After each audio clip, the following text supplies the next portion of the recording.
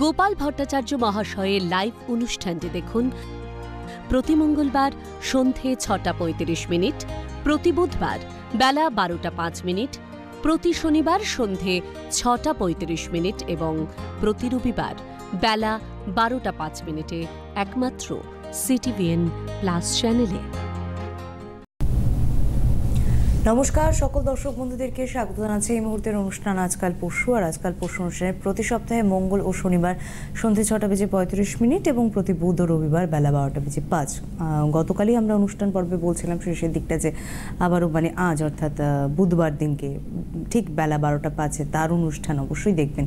আর প্রচুর মানুষ রয়েছেন যারা কিন্তু অপেক্ষা করছেন দীর্ঘদিন ধরে, যারা যোগাযোগ করতে চাইছেন একটু তাড়াতাড়ি আগে থেকে যোগাযোগ করতে হবে বিভিন্ন চেম্বারের জন্য। মেদিনীপুর, বহরমপুর, গৌহাটি, বর্ধমান, শিলিগুড়ি, কৃষ্ণনগর, হলদিয়া, আগরতলা, দিল্লি, ব্যাঙ্গালোর, কোচবিহার, শিলচর, মালদা, আন্দামান, মুম্বাই সমস্ত জায়গাতে চেম্বার রয়েছে। তবে কোন নাম্বারে বুকিং করবেন দেখুন আমাদের স্ট্রিপসে সবসময় দেওয়া আছে। তারপরেও আমি অবশ্যই প্রোগ্রামের মাঝে এবং শেষের দিকে আপনাদেরকে রিপিটেডলি বলবো। চলুন স্বাগত জানাই কৃষ্ণমূর্তি ইনস্টিটিউট অফ অ্যাস্ট্রোলজির অধ্যক্ষ স্বনামধন্য জ্যোতিষী শ্রী গোপাল ভট্টাচার্য। স্বাগত দাদাকে। আগামী 16ই নভেম্বর কার্তিক পুজো, অর্থাৎ আমাদের যে কার্তিক মাস, বৈষ্ণবদের কাছে এটাকে দামোদর মাস বলা হয়। সেই দামোদর মাস এবং কার্তিক মাসের সংক্রান্তি অর্থাৎ শেষ দিন। আমাদের এখানে ভগবান কার্তিককে কার্তিক বলি, কিন্তু দক্ষিণ ভারতে মুরুগান বলে অনেক জায়গায়, আবার দক্ষিণ ভারতে ভগবান কার্তিককে স্বামীনাথনও বলে। দক্ষিণ ভারতে বহু বড় বড় মন্দির রয়েছে। আমাদের এখানে বাংলায় সেরকম খুব বড় মন্দির খুব একটা দেখা যায় না, হয়তো একটা দুটো থাকতে পারে। কিন্তু দক্ষিণ ভারতে ভগবান কার্তিককে খুব নিষ্ঠা করে, খুব নিষ্ঠাভাবে পুজো করা হয়। কারণ ভগবান কার্তিক হচ্ছে শৌর্য, বীর্য, সাহস, পরাক্রম এবং বৈভব, এই সমস্ত জিনিসগুলো প্রদান করে। আমাদের এখানে কার্তিককে বাংলায় দেখানো হয়েছে ফার্টিলিটি, মানে ওই যে বিয়ে হয়েছে, একটা মজার ছল, বিয়ে হয়েছে চল তোর বাড়িতে একটা কার্তিক ফেলে দিয়েছি, তো একটা কার্তিক দিয়েছে ফেলে। এবার অনেকে করে কি কার্তিককে আবার দূর দূর দূর দূর করে তাড়িয়েও দেয়। সে আবার কার্তিকটাকে রাস্তার মাঝখানে লেখা থাকে আমার বাবা আমাকে ঘরে নেয়নি, আমার খাবার কিছু নেই, ইয়ের কিছু নেই। এবার পাড়া প্রতিবেশীরা সবাই সেই কার্তিকটাকে পুজো করে। কার্তিকের এই অবস্থা আমাদের বাংলায় সব মানে আমাদের হিন্দু ধর্মকেই একটা রসিকতায় পরিণত হয়েছে। তো ভগবান কার্তিক আরও বেশি, কিন্তু ভগবান কার্তিককে নিয়ে আরও বেশি এই ধরনের অনাচার আমাদের বাংলায় চলে। তো কার্তিক পুজোর দিন কি করবেন, কার্তিক পুজোর দিন কি করা উচিত, কি করা উচিত নয়, সেই নিয়ে আজকে বলবো। তার আগে বলি, প্রত্যেকটা মানুষের জীবনে এই যে ভালো মন্দ, আর্থিক উন্নতি বলুন, ভালো মন্দ সব কিছু নির্ভর করে আপনাদের প্রারব্ধের উপরে। এখন প্রারব্ধটা কি? প্রারব্ধ হচ্ছে, মনে করুন আপনি কলকাতায় চাকরি করছেন, কলকাতার আপনার ট্রান্সফার হয়ে গেল ব্যাঙ্গালোরে, তখন আপনাকে কি করতে হবে? ব্যাঙ্গালোরে যেতে হবে। আপনার ব্যাঙ্ক অ্যাকাউন্টও তখন ব্যাঙ্গালোরে হবে এবং আপনার অ্যাকাউন্টের যে ব্যালেন্সটা রয়েছে সেই ব্যালেন্সটা ওই অ্যাকাউন্টে গিয়ে পড়বে। আর প্রারব্ধ হচ্ছেও তাই। প্রারব্ধ মানে হচ্ছে পূর্বজন্মের ফল। আমাদের গীতাতে একটা জায়গায় পরিষ্কার বলছে, যে গীতাতে সাংখ্যযোগে বলছে যে সেখানে কি বলে 22 নম্বর শ্লোকে বলছে, বাসাংশি জিন্নানি যথা বিহায় নবানি গৃহ্ণাতি নরপরাণী তথা শরীরানি বিহায় জিন্না নান্যাতি সংজাতি নবানি দেহি। অর্থাৎ আমাদের দেহে, আমরা যেমন নতুন বস্ত্র পরিধান করি, তেমন দেহেরও নাশ নয়, দেহ নতুন বস্ত্র পরিধান করে। অর্থাৎ দেহ, আত্মার কোনো বিনাশ নেই, আত্মা নতুনভাবে আবার আসে। এই সপক্ষে যুক্তি দেওয়া হচ্ছে 27 নম্বর শ্লোকে। সেখানে বলা হচ্ছে, জাতশ্চ হি ধ্রুব মৃত্যু ধ্রুব জন্ম মৃতস্য চ তস্মাৎ পরিহার্যতে নত্যং শৌচিতি মর্হসি। তার মানে হচ্ছে আত্মা অবশ্যই ভাবে, কারণ জাত ব্যক্তির মৃত্যু নিশ্চিত হলেও মৃত ব্যক্তির পুনর্জন্ম অবশ্যম্ভাবী। হ্যাঁ, সেইখানেই বলছে যে এখানে আরেকটা শ্লোকে বলছে, এখন অর্জুন বিশ্বাস করতে পারছে না ভগবান শ্রীকৃষ্ণের এই উক্তি, যে কোনো মানুষের এরকম হয় নাকি, মরে যাওয়ার পরে আবার জন্ম হয় নাকি, তার প্রারব্ধ আসে নাকি। সেখানে ভগবান শ্রীকৃষ্ণ বুঝতে পারছেন যে অর্জুনের কি বলে ভাষা মানে মনের ইয়ে। তো সেখানেও বলছে অথ চৈনং নিত্য জাতং নিত্য বা মন্যসীমিত। তুমি যদি মনে করো, অর্জুনকে ভগবান শ্রীকৃষ্ণ বলছে, তুমি যদি মনে করো জন্মানোর সঙ্গে সঙ্গেই আত্মা জন্মায় এবং মরার সঙ্গে সঙ্গেই সেটি মারা যায়, তবে সেটি ভুল। তুমি এর কারণে শোক করো না। তো সেই কারণে প্রারব্ধ মানে হচ্ছে আপনার পূর্বজন্মের ফল। আপনি পূর্বজন্মে কি করেছেন তার যে ব্যাংক ব্যালেন্স, পাপ পুণ্যের ব্যালেন্স, সেটা ভগবানের খাতায় লেজারে তোলা আছে। পূর্বজন্মে আপনি কতটা পাপ করেছেন তার ফল এই জন্মে পেতে হবে, পূর্বজন্মে কতটা পুণ্য করেছেন তার ফলও আপনাকে এই জন্মে পেতে হবে। মানুষ মারা গেলেও এই লেজার কিন্তু চলতেই থাকে ভগবানের, এই লেজার কিন্তু চলতেই থাকে। তো এই পুণ্যর গুণেই আপনি এই জীবনে যা কিছু ভোগ, যা কিছু সুখ পাবেন, আর এই পাপের গুণেই, পূর্বজন্মের পাপের গুণে আপনার যা কিছু জীবনের দুঃখ। তাহলে ভাগ্য কি স্থির? ভাগ্য কি পরিবর্তন করা যায় না? আমাদের ভগবানই বলছে যে ভাগ্য 3 ধরনের। একটাকে আমরা বলছি দৃঢ় প্রারব্ধ, অর্থাৎ যে প্রারব্ধ আপনাকে ভোগ করতেই হবে এই জীবনে, যে প্রারব্ধের কোনো কাট নেই। সেটা আপনার যদি খারাপ থাকে খারাপ জিনিস আপনাকে ভোগ করতে হবে, ভালো থাকলে ভালোটা আপনি পাবেন। এটাকে বলে দৃঢ় প্রারব্ধ। এটার কোনো প্রতিকার নেই, এর কোনো কাট নেই, কোনো বিধান নেই, আপনাকে ভোগ করতেই হবে। আর একটা হচ্ছে অদৃঢ় প্রারব্ধ। অদৃঢ় প্রারব্ধ মানে কি? যা দৃঢ় নয়, যা অটল নয়, সেটাকে বলে অদৃঢ় প্রারব্ধ। আর এই অদৃঢ় প্রারব্ধের গুণে, অদৃঢ় প্রারব্ধ যেটা আমরা বলি, অদৃঢ় প্রারব্ধ মানে হচ্ছে আপনার এই অদৃঢ় প্রারব্ধে এই যে রত্ন বলুন, কবচ বলুন, প্রতিকার বলুন, পুজো বলুন, এর বিনিময়ে এই যেহেতু এটা দৃঢ় নয়, এই অদৃঢ় ভাগ্যকে চেঞ্জ করা যেতে পারে। দৃঢ় ভাগ্যকে কখনো চেঞ্জ করা যায় না, কিন্তু অদৃঢ় ভাগ্যকে চেঞ্জ করা যেতে পারে। অদৃঢ় ভাগ্য কোনটা? অদৃঢ় ভাগ্য আমি বললাম ভাগ্য 3 ধরনের, প্রারব্ধ 3 ধরনের। একটা হচ্ছে দৃঢ় প্রারব্ধ, আর একটা হচ্ছে কি বলে অদৃঢ় প্রারব্ধ, আর একটা হচ্ছে দৃঢ় অদৃঢ় প্রারব্ধ। অর্থাৎ কিছুটা আপনাকে ভোগ করতেই হবে, আবার কিছুটা ভালো করা যেতে পারে।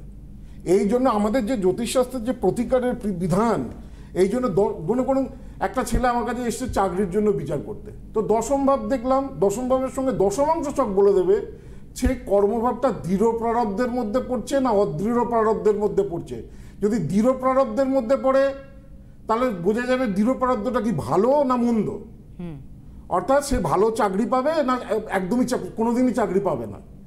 আবার যদি কর্মভাবটা দশমাংশ চোখে অদৃঢ় প্রারব্ধের মধ্যে পড়ে, তখনই কিন্তু দেখা যাচ্ছে প্রতিকার দিয়ে 6 মাসের মধ্যে চাকরি পেয়ে যাচ্ছে, 1 মাসের মধ্যে চাকরি পেয়ে যাচ্ছে, 1 বছরের মধ্যে ভালো চাকরি হচ্ছে। এটাই হচ্ছে প্রতিকারের কিন্তু জ্যোতিষের আসল কথা। একদম। সেই জন্য ভাগ্য পরিবর্তন না, ভগবানও বলেনি। আমাদের 3 ধরনের ভাগ্য, দৃঢ় ভাগ্য বা দৃঢ় প্রারব্ধ, অদৃঢ় প্রারব্ধ আর দৃঢ় অদৃঢ় প্রারব্ধ, দুটো কম্বিনেশন। আমার মনে হয় ফোনে কেউ হ্যাঁ রয়েছেন তো অবশ্যই। নমস্কার, বলুন কে রয়েছেন? হ্যালো, নমস্কার, আরামবাগ থেকে বলছি অনিতা পাল। নমস্কার, বলুন। অনুষ্ঠান নিশ্চয়ই দেখেন? হ্যাঁ, খুব ভালো লাগে। আচ্ছা, মেয়ের সম্বন্ধে জানবো। মেয়ের সম্পর্কে? হ্যাঁ। আচ্ছা, কেউ এসেছিল আপনার? হ্যাঁ, এসেছিল। খোঁজ আমার দিদি পেলেন কিভাবে? টিভির পর্দায় অনুষ্ঠান দেখে? হ্যাঁ। আচ্ছা, কে এসেছিল বলছিলেন? আমার দিদি এসেছিল মেয়ের বিয়ের জন্য। আচ্ছা, তা মেয়ের বিয়ে হয়েছে? হ্যাঁ হ্যাঁ। ভালো আছে, বেশ, অনেক ধন্যবাদ। বলুন আপনার মেয়ের নাম, ডেট অফ বার্থ। মেয়ের নাম স্নেহা পাল। আর 8/7/2002। 8/7/2002। সময়? হ্যাঁ, সময়টা রাত্রে 12:45। কোথায় জন্মস্থান? আরামবাগ। কোথায় থাকেন আপনি? আমি আরামবাগেই থাকি। আরামবাগ। আচ্ছা, আরামবাগে থাকে। পরের দিনের ডেটটা দিয়েছেন তো? 12টার পর? হ্যাঁ হ্যাঁ, পরের দিন। ঠিক ঠিক। হ্যাঁ, এটা জন্মবার যেটা পাওয়া যাচ্ছে সোমবার ছিল। হ্যাঁ। মেষ লগ্ন, বৃষ রাশি, রোহিণী নক্ষত্র, নরগণ, কৃষ্ণপক্ষের ত্রয়োদশী তিথিতে জন্ম। কেমন? এটা হচ্ছে হরোস্কোপ, জন্ম ছক। দেখি কেমন বলছে। লগ্ন ভরতী নক্ষত্রে, খুব বিউটিফুল নেচারের হয়, অর্থাৎ বাড়ির সকলকে বিয়ে হয়ে গেলেও বাবা আমাকে দেখবে। মেষ লগ্নের ভরতী নক্ষত্র খুব বিউটিফুল হয়। লগ্নের দ্বিতীয় শনিচন্দ্ররাও কোল্ড কাপ, ঠান্ডা লাগার সমস্যা, গলার সমস্যা, এগুলোতে খুব ভুগবে। তৃতীয় রবি বুধের বুধাদিত্য যোগ রয়েছে, এটা শুভ। রবি বুধ একসঙ্গে থাকলেই বুধাদিত্য যোগ হয় না। রবি বুধ একসঙ্গে মিথুন রাশির ঘরে রয়েছে, বুধাদিত্য যোগ রয়েছে, পড়াশোনা হবে। যেহেতু মঙ্গলও রয়েছে, মঙ্গল বৃহস্পতি একসঙ্গে রয়েছে। টেকনিক্যাল লাইনে কি পড়েছে?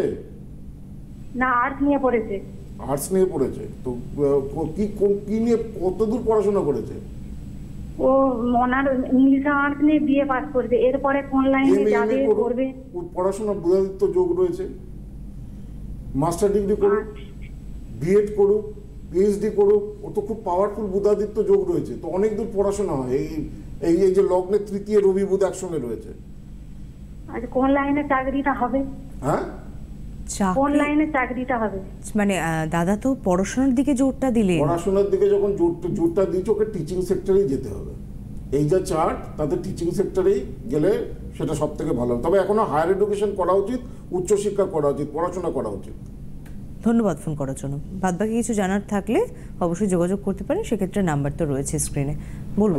যেটাকে নিয়ে বলছিলাম, কার্তিক পুজোয় কি করবেন। কার্তিক ভগবান রাহু যে গ্রহ, রাহুর 14টা ভাই। রাহু আমাদের পুরাণে বলছে রাহুর 14টা ভাই, এদেরকে একত্রে বলা হয় বৈপ্রচিত্ত দানব।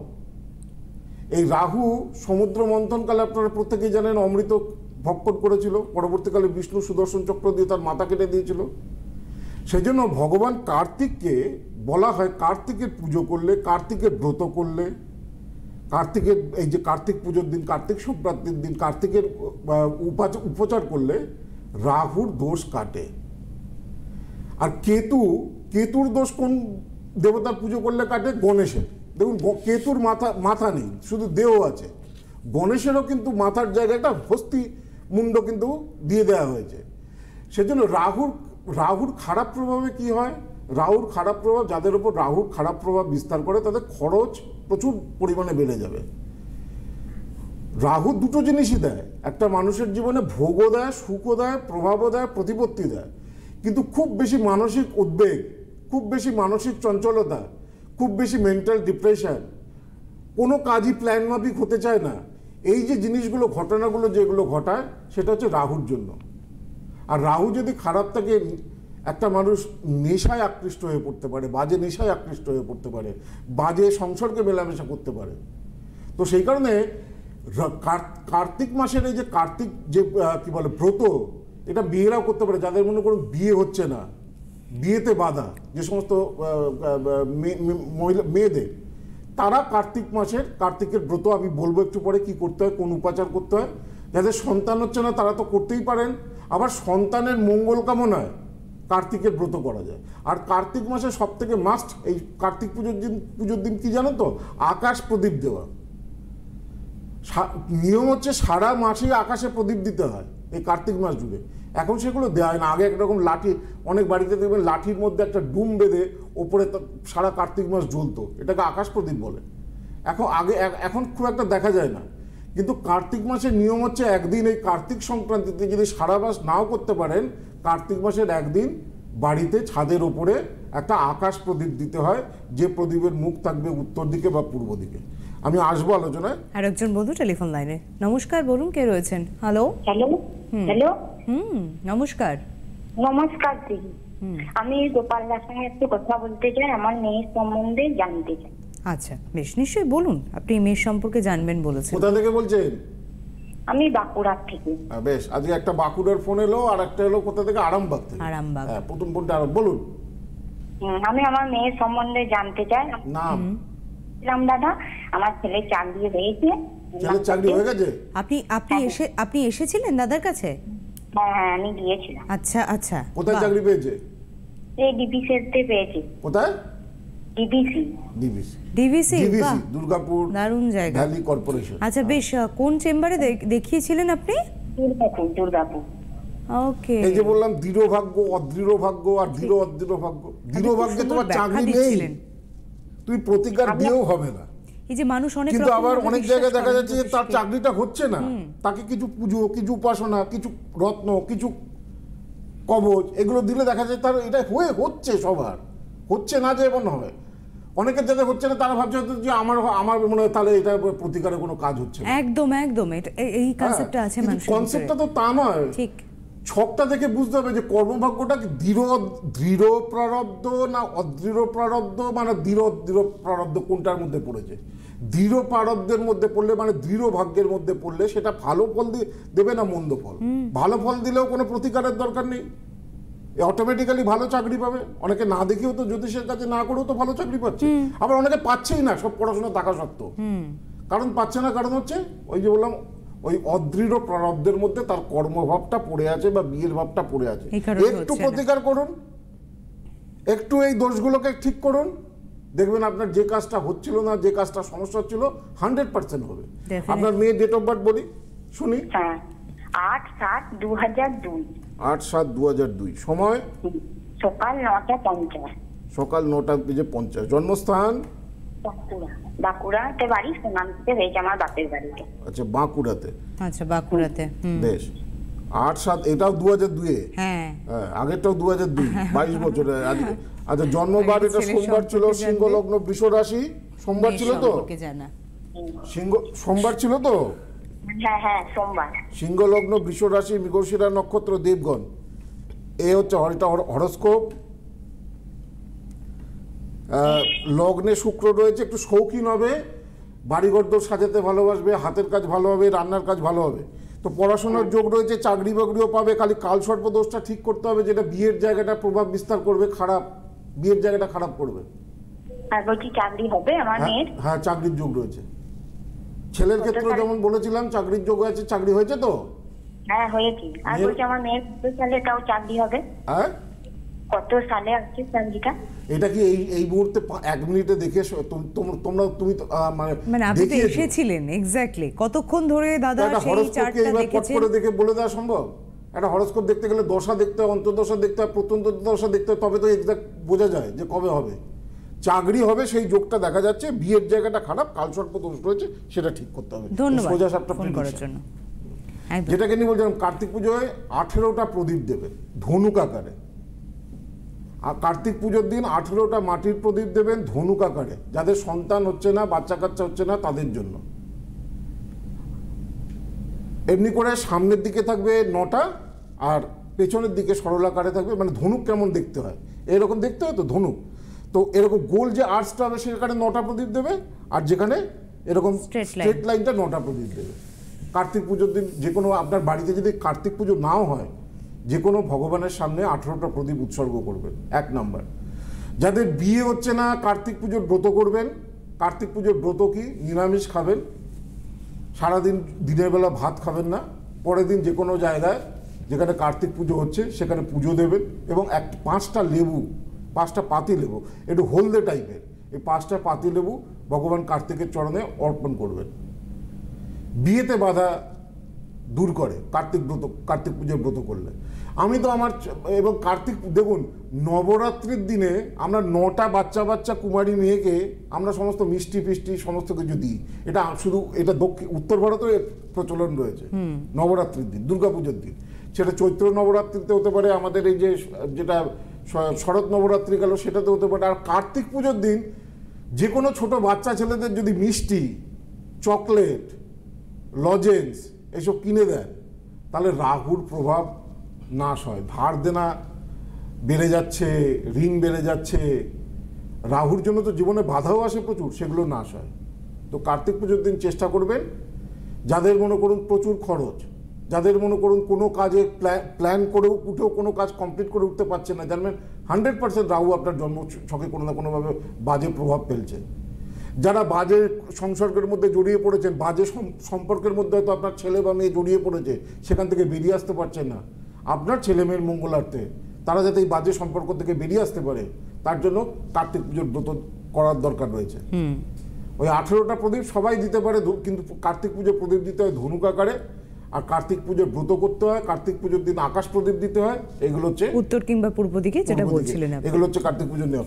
আরেকটা কথা বলি, এখন সবকটা চেম্বারে অষ্টধাতুর কামধেনুটা প্রত্যেককে দেওয়া হচ্ছে। কামধেনু এর একটা বই রয়েছে, এই বইয়ে কামধেনুটা কী করে প্রতিষ্ঠা করতে হয় সমস্ত কিছু উল্লেখ রয়েছে। এখন নভেম্বর মাসে আপনারা যারা যে চেম্বারেই দেখাবেন, সেটা অনলাইনে দেখান বা অফলাইনে দেখান, এই কামধেনুটা আপনারা প্রত্যেকে পাবেন। এটা অষ্টধাতুর তৈরি, দেখুন কতটা বড়। এবং কামধেনু বাড়িতে রাখলে মনস্কামনা পূর্ণ হয়। কাম মানে কি? আমাদের যে কামনা, মনস্কামনা, সেই মনস্কামনা পূর্ণ করে হচ্ছে কামধেনু। তো কামধেনু এখন দেয়া হচ্ছে, এটা বাড়িতে কী নিয়মে রাখবেন। কামধেনু বাড়িতে দেখবেন, আমার পুরোনো দিনের ভিডিওতে দেখবেন আমার বাড়িতে কত বড় কামধেনু রয়েছে, এবং নিত্য নৈমিত্তিক এই কামধেনুকে পুজো করি। পুজো করি আমরা।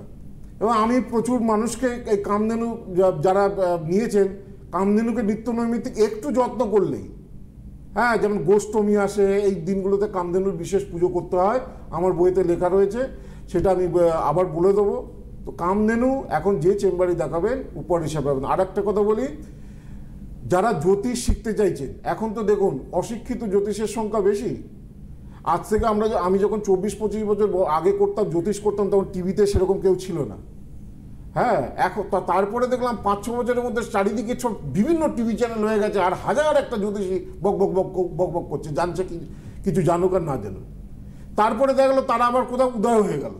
এখন এসেছে কি, এই যে ইউটিউবের যুগ, সোশ্যাল মিডিয়ার যুগ, হাজার একটা জ্যোতিষী, সবাই জ্যোতিষী হয়ে গেছে। এতে 2 বছর পরে এদের কারো পাত্তা পাওয়া যাবে না। আর পাশাপাশি সবাই টোটকা, সব টোটকা, মানে টোটকা দিয়েই যেন একবারে সব কিছু চেঞ্জ করে দেবে। নিজের ভাগ্য চেঞ্জ হচ্ছে না, এদিকে বলছে তেজপাতার টোটকা করে লটারি পাবেন। হ্যাঁ, তো এই জিনিসগুলো চলছে। তো ভালো যদি অ্যাস্ট্রোলজি বা জ্যোতিষ শিখতে চান, আমাদের 2টো শাখা রয়েছে। একটা হচ্ছে বাগবাজার শাখা, যার ফোন নাম্বার হচ্ছে 8584038635, আর একটা হচ্ছে দুর্গাপুর শাখা 9748749041। দেখবেন হেল্পলাইন নাম্বারে বাগবাজার এবং দুর্গাপুরের নাম্বার দেখতে পাবেন। 1 বছরের কোর্সে 8ই ডিসেম্বর থেকে নতুন কোর্স শুরু হচ্ছে, এবং 1 বছরের কোর্সের শেষে আপনারা সার্টিফিকেট পাবেন। পেশাগতভাবে যদি কেউ আসতে চান, তাতে সেটা তাদের কাজে লাগবে। একদম। সমস্ত চেম্বারে বুকিং এর জন্য নাম্বার রয়েছে 8584038631। অনেক ধন্যবাদ দাদাকে, ধন্যবাদ আপনাদেরকে, নমস্কার। গোপাল ভট্টাচার্য মহাশয়ের লাইভ অনুষ্ঠানটি দেখুন প্রতি মঙ্গলবার সন্ধে 6:35, প্রতি বুধবার বেলা 12:05, প্রতি শনিবার সন্ধে 6:35 এবং প্রতি রবিবার বেলা 12:05 একমাত্র CTVN+ চ্যানেলে।